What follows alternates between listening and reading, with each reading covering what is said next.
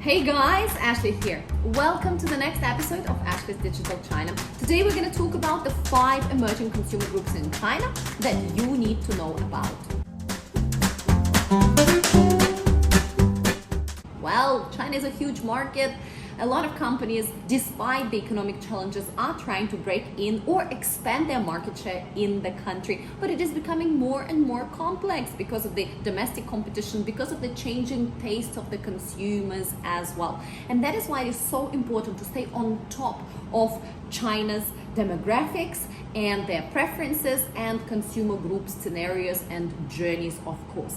It's very difficult to bulk people in groups, especially in a country like China, with a lot of regional differences, with a lot of different customs, with a lot of different lifestyles. Yeah, the north of China and the south of China are extremely different. So it's a vast country with 1.4 billion people, and of course bulking them into super moms or Gen Zs is very difficult, and ultimately it's not going to get us very far, but it's going to give us some direction. Within each of those groups you need to go much deeper to understand their essentially underlying drivers and how to connect with them better. Okay, but today what we're going to do is we're going to talk about the 5 emerging consumer groups. As I said, these are generalizations, but we're going to make them as meaningful as possible for you to act on.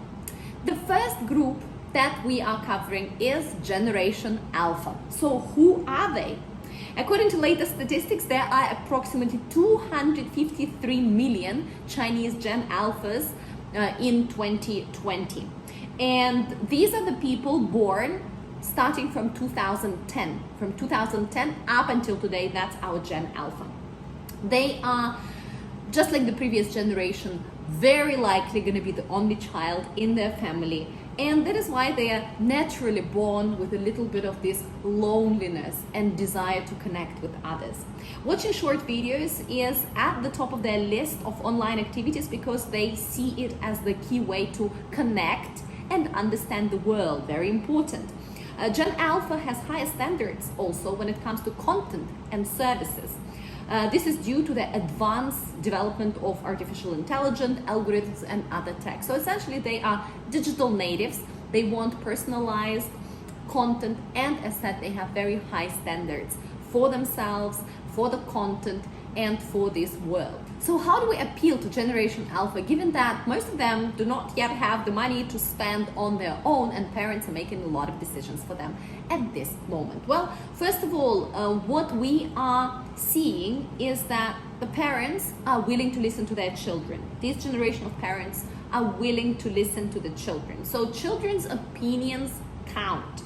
In order to better appeal to Generation Alpha, companies could essentially tap into the spending habits of their parents. Many parents of the millennial generation today are looking for simple yet high quality products that can also serve as a status symbol. Since children as young as 3 years old might show a preference for a particular brand, this is something to consider for Generation Alpha as well. Apart from that, social entrepreneurship is a big topic on their agenda. Both millennials, the parents, and Gen Alpha, the children, have very high social consciousness compared to the generations before. And they are willing to spend their money and boot their opinion with a dollar. Number 2, the Metaverse consumers. Oh my God, who are they? Well, the Metaverse movement has prompted the creation of an alternative method of establishing social relationships that could be built using virtual reality, 3D, social networks, and augmented reality, to say a few. Customers under the age of 18 are nearly twice as engaged in traditional social media and gaming world social gatherings as those over the age of 35, making them an emerging consumer in the Metaverse. Yes, the Metaverse consumers use these new digital spaces to socialize with their communities and want to seek identity in digital spaces. They like to try new things, willing to pay for novel products and experiences, especially that involve new technologies. They are not only satisfied with being consumers, but they also want to participate in the construction of the Metaverse. Their boundaries between the real world and the virtual world are blurred already due to gaming And there is also a sense of identity when it comes to, for example, virtual influences. China loves gaming, and compared to other countries, they have a very equal gender distribution, 49% for women and 51% for men when it comes to gaming. So this whole new metaverse creates opportunities for people that love gaming already to work, to socialize, to get entertained, and more, for example, have some side gigs inside this virtual space. Of course, the metaverse is not ready yet, and it will take years before it is actually built, but there's a lot of focus that's going there. This is a big buzzword right now.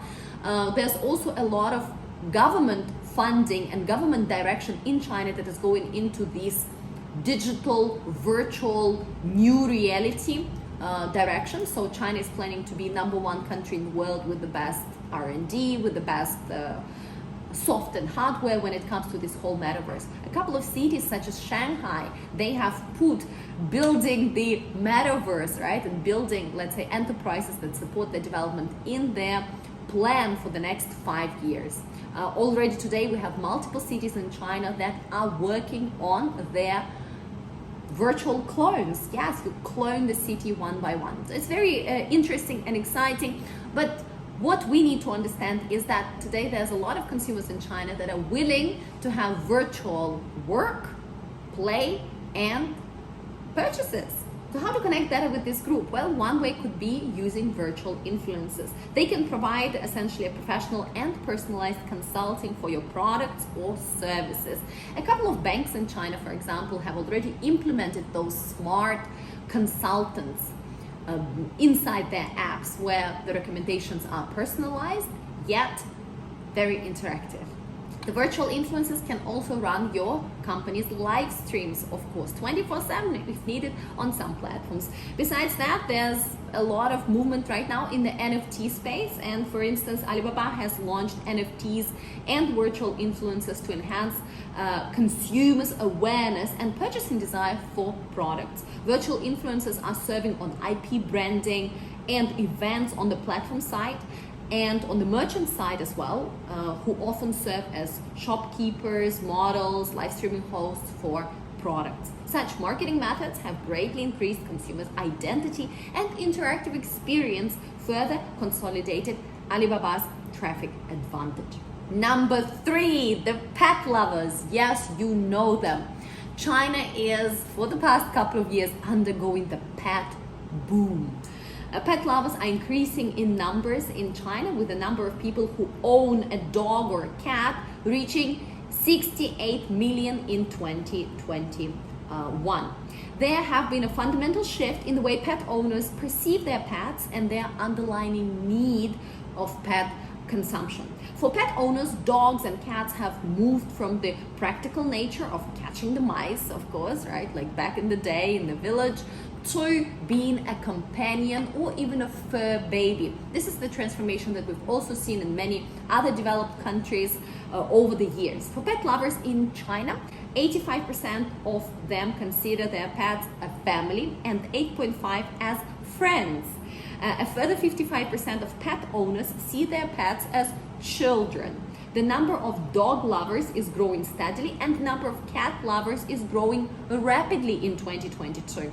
Cats are more preferential for many because you obviously don't need to walk with a cat, and they are cute and fluffy, and you can have another companion if you think that your cat is a bit lonely.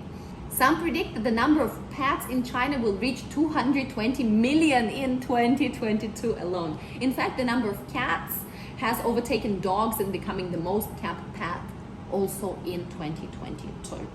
So how to appeal to pet lovers? Well, there's a lot of ways. If you are a pet-related brand, then you need to know that integrated pet shops that include adoption, washing, grooming, medical care, and shopping are beginning to move into shopping centers in the country, bringing pet owners a more convenient one-stop pet service.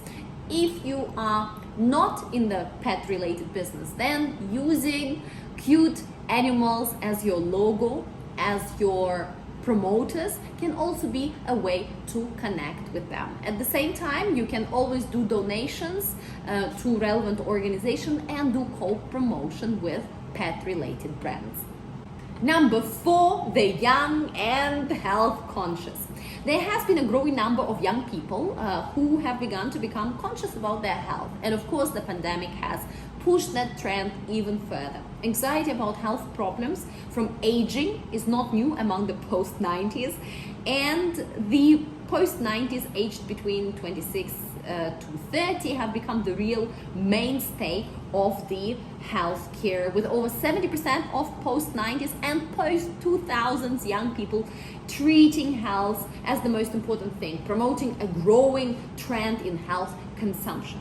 On average, each urban resident spends more than 1,000 RMB a year on health and wellness, while the proportion of young people aged 18 to 35 is as high as 83% among that group.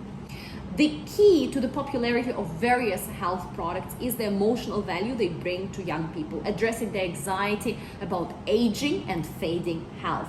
The pursuit of the feeling of health and wellness seems to be more important to the younger generation compared to more mainstream ones. Today, apart from the fear of just getting old or getting sick, a lot of people in the younger generation are also considering mental health a priority. And there's been a renewed sense of urgency when it comes to understanding one's psychology, working on one's mindset, and connecting and working through this as a group. It is a rather new journey for China, but young people seem to be brave and excited to take it on and push it forward. So how do we connect with those consumers? Transformation is rolling in across the board. Let's take the functional food as an example. It's a huge boom in China right now. Essentially, functional food helps you, apart from not being hungry, contribute to your overall well-being one way or another. There are a lot of domestic and international brands that are already for years focusing on ingredients, but right now that focus is just taken to the next level. Not only ingredients, but also the origin of products, the cooking method, and so much more. People want to make sure that whatever they put inside their body, it is contributing, nourishing that body. That's why, for instance, we have Chinese domestic brands that create little jelly capsules or candies with Chinese medicine infused in them to again go along with this trend. Number 5, the outdoor enthusiasts. Yes, indeed. Who would have thought 20 years ago that Chinese youth would love to go out in the nature, get dirty, sleep on the floor, in a tent? Well, today this is a reality, and not only camping. It's being outside, being outdoors, playing tons of interesting and exciting sports as well. And this is truly coming to the masses.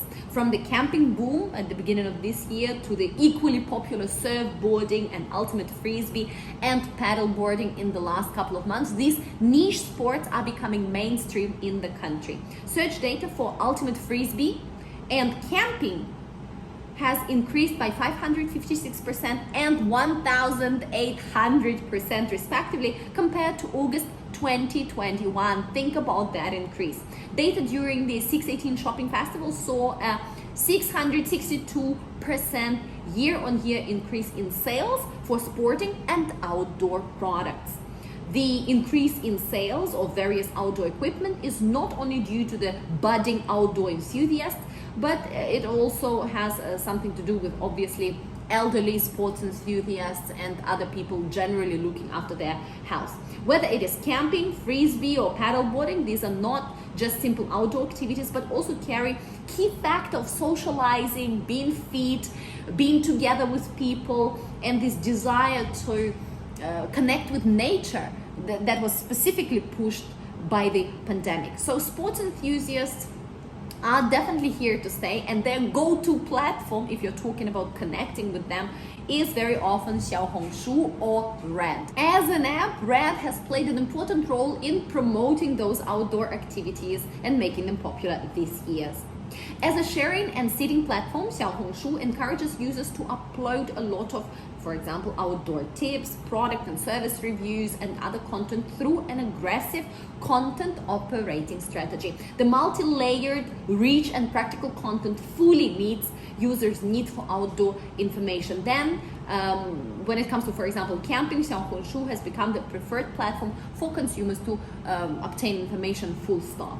KOLs that post about outdoor content are crucial as well when it comes to promoting, let's say, related brands. KOLs that are posting about outdoor content are crucial when it comes to connecting with this audience as well. And as outdoor enthusiasts grow in size, creating a WeChat community can better leverage the brand scale effect very often. Brands can pool outdoor enthusiasts with similar interests into various groups, organize offline events, and online giveaways, games, and challenges. So all that is happening. And of course, if you're not an outdoor brand, you can collaborate with them. You can still use this trend to tell a story and show your audience that you understand them, make it appealing. Remember that content is the king, but context is the god. Thanks a lot for being with me and listening in. Don't forget that a lot of things that we spoke about today are gross generalizations. If you really want to know your existing Chinese consumer, do a proper consumer research and a study. If you want to tap into the China market, do not go into the market without doing a proper research, study, and strategy. If you need help with that, shoot me an email and I'll be very happy to connect you with my team for more. Meanwhile, stay tuned for the next episode of Ashley's Digital China. Have a fantastic week ahead and we're gonna chat soon.